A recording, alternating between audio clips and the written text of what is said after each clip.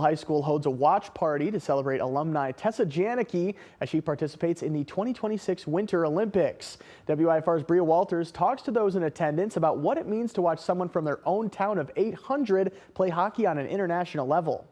Well, it was unbelievable. Red, white, and blue fill the Orangeville High School cafeteria and field house as dozens gather to watch their hometown girl, Tessa Janecke, play ice hockey for Team USA. Well, coming from anywhere, but particularly a small town like Orangeville and being able to represent not only our school but our community, it was pretty awesome. Elizabeth McKenzie beams with pride Thursday at the watch party. McKenzie has known Janecke since she was born. And I've never known anybody that's been in the Olympics.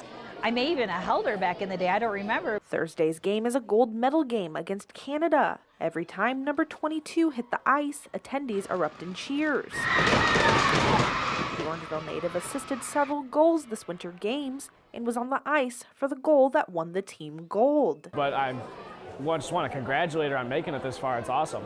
Students enjoy popcorn and watch the game on a blow-up screen.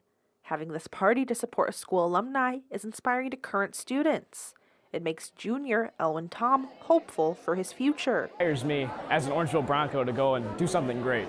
With Team USA's win, McKenzie hopes Janecke brings her gold medal home to Orangeville for a visit. I bring that and talk to show it and tell the kids about growing up here and what she did to achieve her success. In Orangeville, Bria Walters, WIFR News.